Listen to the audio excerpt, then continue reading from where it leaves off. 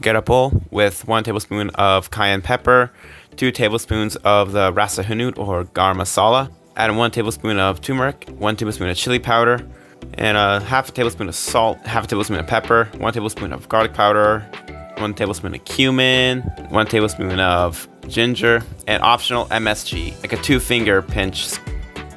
And start mixing that together, and it should smell combined and delicious. And that should be enough for the entire marinade. Get your chicken thighs, 2 for 1 serving or 2, and then make sure you get a good knife. Unlike this one, that's what I'm talking about. Start cutting up to cubes, like into little bits, so that you can get them nice and marinated. And then combine it with yogurt, and then start mixing together. Don't put your face too close like this weirdo. And also make sure you just get every crevice. Put this thing in a baggie. Now it's time to add in the spice blend. Lemon juice, white vinegar. I want to build up some acidity to help tenderize. And then give that a nice mix. Marinate overnight. Now it's time for the roasted garlic. And so what we're gonna do is just like tear these into pieces here. I like to use a paper plate so I don't have much dishes to waste, and also some to hold the peel so it's not much of a mess. And I like to use a napkin just to hold up the useless stuff. You can peel the garlic by hand, but this could take a lot of time. But an easier way to do this is actually if you put this in the microwave for like less than 10 seconds, then it should be hot and they should peel off very easily. Get a aluminum foil sheet over here, and then just drop your garlic right on here. Now you can get yourself a bowl for this when you put all your garlic in this. But what I like to do though, I like to make like a little box.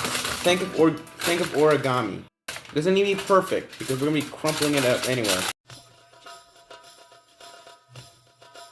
And also, we're gonna add in a heap amount of oil so that the garlic does not burn. Make sure you slosh your garlic into the olive oil so that it doesn't burn, and also they're evenly coated. Crumple it close and put your garlic on the pan. And then we just put this thing in the oven at 400. Now for the tomato puree. Start cutting in some X shapes on the tomatoes like your ex-girlfriend. And I do 4 usually. Get your water boiling and then start dropping your tomatoes and let them boil for like 30 seconds.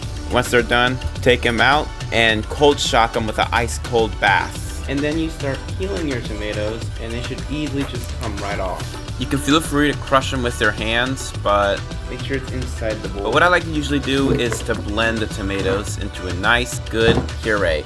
It may not have its signature color, but it's still tomato puree. Save it for the makni gravy. So you get 1 onion and start chopping it nice and thin.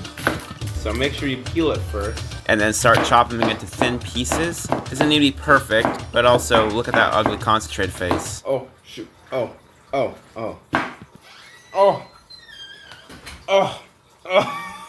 Strong. Yeah. Now you're the one crying, not me. Now get your cast iron or stainless steel pan and use that garlic oil that you use instead of adding an extra. Adding an extra oil will be optional. And also I need my cameraman over here. Don't film me! And now it's time to add in the marinated chicken. Start breaking up the chicken.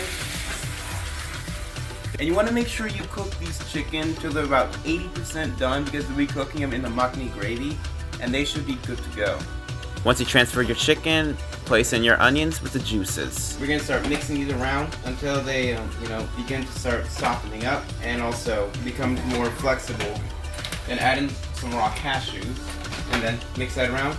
And what cashews do, they also make a nice rich oil. They make it taste so good and also makes it a nice rich creamy sauce. And that's where you get butter chicken from because the makni gravy is what's smooth like butter, like a criminal undercover. Once you got some color on your cashews and onions, add in your garlic confit, at least half a tablespoon.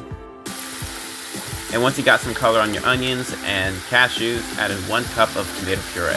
Start mixing that nice and well. And you see all that marinade left over? Yes, all that is such good flavor. So what we're gonna do is we're gonna bring in a little bit of water, vigorously shake all that marinade, and we have here is water with the marinade. I don't like to use bland as all get out water, so I like to add it just directly in there. But make sure you don't add too much because you'll make it thin and you're just gonna have soup than just curry.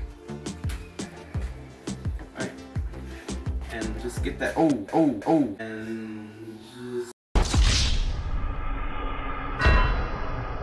we'll just make sure we get it nice and stir around. And you see it has a nice color to that. And now we're just gonna let that thing just simmer for, say, about 10 minutes. Now prepare your blender with like a trob of butter, and you might want to do it over the sink because it could make a mess. Then add your heavy cream for color and to thicken it up. Then start to blend.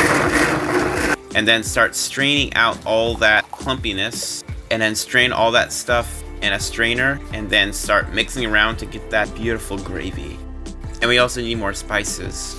We're gonna add in some salt, ground turmeric, cayenne pepper, garam masala. I like adding this a lot. An optional MSG to enhance the flavors. And if your makhni gravy is a little thin, just add some yogurt, and also don't forget to add some more chili powder for taste. And once you're done with seasoning your makhni gravy, add in your chickens, and then let them cook for about, say, 5 minutes, or check the temperature on the biggest one, because that will show that it's ready. And add some cream for a signature touch. And there you have it, folks.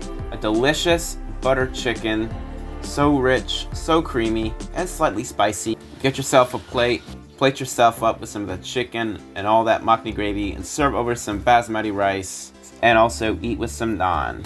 And try a bite, you will not go wrong. Wow. Easy 9.8 out of 10. This is so good.